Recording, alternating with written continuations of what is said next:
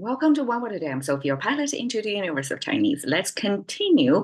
Actually, in this month, we're probably centering around Chinese language, observing, using, describing, terming, defining our organs or our parts, our humans, so that we can communicate our existence, our different uh, state of being.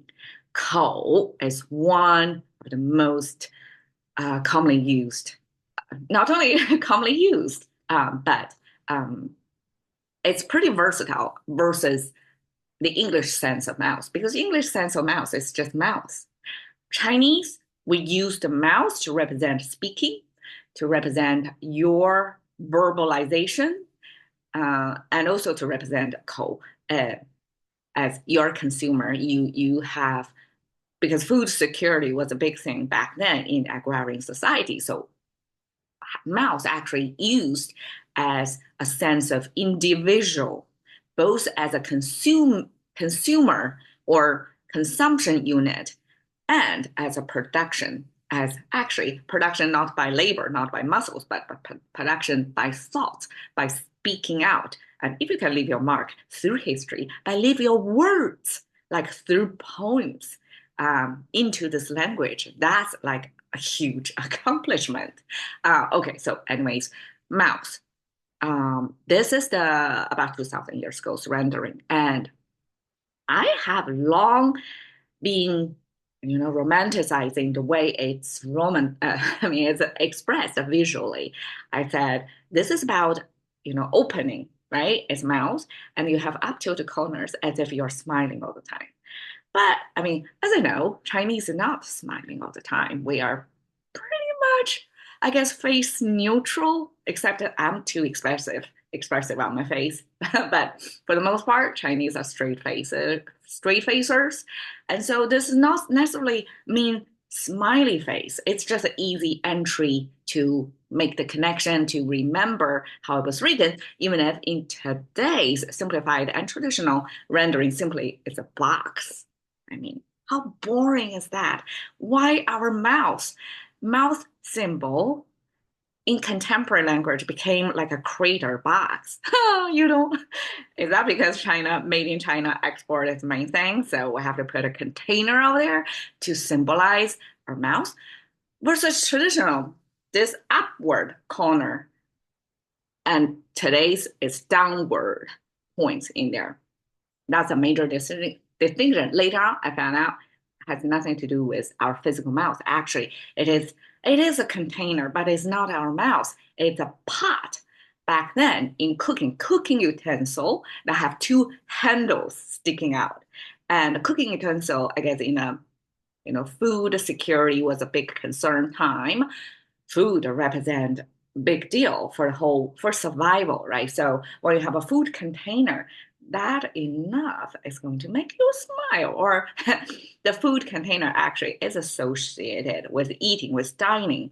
I mean, when I say dining, it's almost like immediately like a restaurant dining, but I'm pretty sure back then, restaurant dining was a rare thing. Most of the time, it's home cooking. So it's a family gathering event around that big cooking pot. And that eating practice, that eating food utensil eventually transferred to mean human mouth. Okay, so that's a full story. As far as I dig, 5 years later to this level of understanding of this icon. Okay, contemporary expressions. 心直口快. Yesterday we talked about heart, so today I'm going to use a connector expression that have both heart and mouth in it. And it's an interesting contrast, or the connection actually. 心直口快, heart straight. Okay, what do you mean by heart straight? Okay, let me explain. Heart straight and mouth quick are correlated. When you think straight, well, heart here represents your processing of information. Okay, heart straight. The heart here is not just emotional, it's more cognitive function of us. So it's like a frontal cortex of processing information. And if it goes in a straight line, meaning linear line, meaning simplification way, straight line, yes, you're going to draw a conclusion quickly and you're going to mouse it quickly to express your opinion, like, oh, this is what I think. This is A or B. But we all know in today's highly divisive, highly almost like a bipolar world, this binary way of thinking, black and white, right or wrong, is really rudimentary. I corrected my kid one point because he said something, if it's not happening this way, it must be some absolute terms in the lingo. And then I corrected, I pointed out that this binary thinking is really rudimentary. It's almost connected directly to this expression, like what's embedded, or as a cultural commentary to this human behavior. If you have this linear, binary, straightforward way of information processing, right? It's a pretty simple algorithm. You only have two destinations, A or B, yes or no. And then you're going to mouse it quickly. I mean, well, 心直口快 in today's context is not necessarily a wrong thing. It simply means you're outspoken. You just speak out what you think. And your thinking algorithms is relatively rudimentary. So you come to the conclusion fast. So it's almost like equivalent to English judging. So in that sense, if we unpack it deeper, it's probably not, a well-respected human behavior. Like definitely not a deep thinker. You're a shallow thinker. Therefore, you exhibit the behavior of your quick judging commentary over there. So 心直口快. Actually, well, I'm not going to draw any cultural conclusions over there, but it's in our language. So it's our observation of the connection of the way you think and the way you speak are correlated. Okay. 口是心非. Here again, we have heart and mouth. But here is a little bit different. This means it's not a straight line connection. Actually, it's the contrary.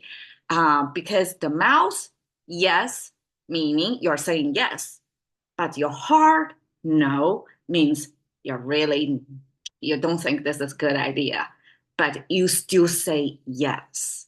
Okay, I think all of us would have this moment of 口是心非 would be, you cannot say it, but you say yes on the surface, on a quick, momentary basis, but deep inside you haven't decided yet, but just occasionally you have to, give your vote or show your opinion as a quick thing, but you really have this disconnect between what you say versus what you think. So Chinese use our organs, mouth and heart, to represent what you say, what you think, two aspects of us. Our internal processing versus external expression sometimes have this contrary.